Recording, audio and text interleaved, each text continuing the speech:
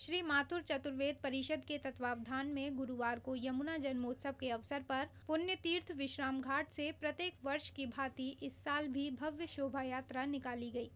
इस दौरान बैंड बाजे के अलावा शहनाई के मध्य शोभा यात्रा में गणपत गणेश की झांकी शोभा यात्रा का नेतृत्व करती देखी गई।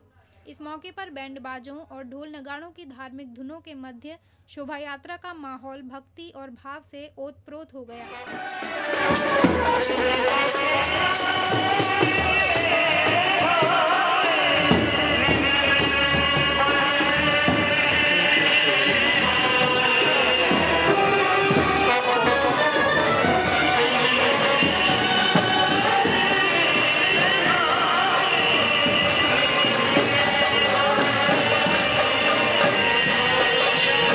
यह शोभा यात्रा बंगाली घाट, आर्य समाज रोड, तिलक द्वार, छत्ता बाजार होते हुए विश्राम बाजार में समाप्त हुई।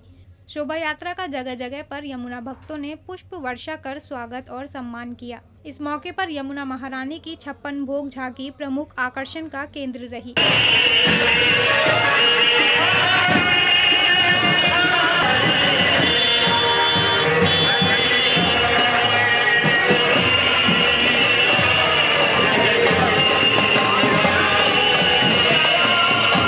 इस मौके पर श्री माथुर चतुर्वेद परिषद के पदाधिकारी, चतुर्वेद समाज के लोग शोभा यात्रा में प्रमुख रूप से शामिल रहे।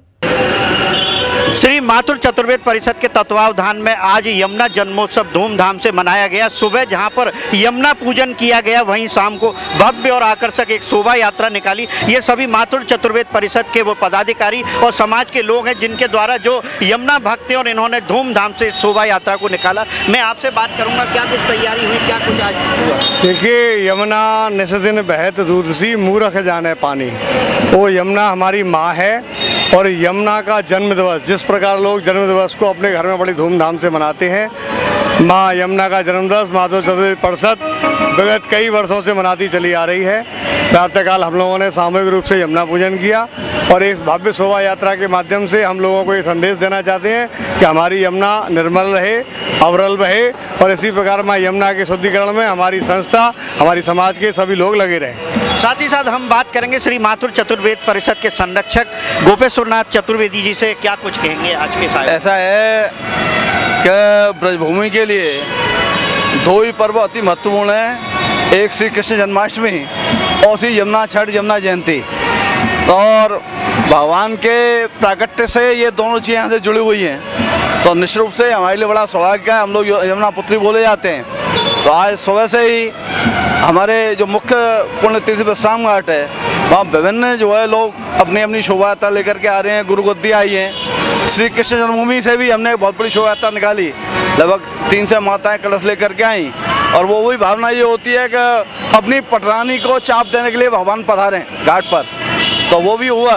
और इस समय हमने एक भव्य शोभा यात्रा के माध्यम से श्री यमुना जी का गुणगान करते हुए और प्रभु से प्रार्थना करते हुए कि प्रभु हमारी यमुना जैसी 35 साल पहले अविरल और निर्मल थी वो प्रशासनिक प्रयास जो हैं जरूर, कभी पानी काफ़ी छूट गया, आदि सफाई कर दी, लेकिन जब तक यमुना अविरल न हो और इसमें एक बूंद गंदा पानी नाले का या केमिकल, जब तक ये नहीं रुकेगा और हथनी कुंड से बिल्कुल जहाँ बीच में सूख जाती है वो नहीं, अविरलता जो है कहीं से नष्ट नहीं होगी, तब तक यमुना शुद्ध नहीं हो सकती।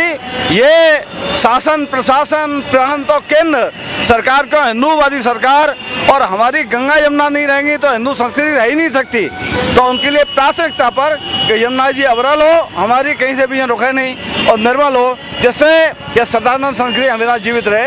यही हम आज प्रार्थना करते हैं और इसमें यमुना जी के जगह निकलते हैं। निश्चित ही ये कहा जा सकता है कि यमुना प्रदूषण मुक्ति को लेकर एक बार फिर संकल्प लिया गया और कहा गया कि यमुना को किसी भी प्रकार से भगवान स्वयं आकर अथवा जो शासन प्रशासन मिलकर स्वच्छ करे। यमुना का जन्मोत्सव समूचे ब्रज मंडल में धूमधाम और उत्साह के साथ मनाया गया। नियो न्यूज के लिए कैमरामैन राजेश सोलंकी के साथ मैं दीपक चतुर्वेदी, बैंकर।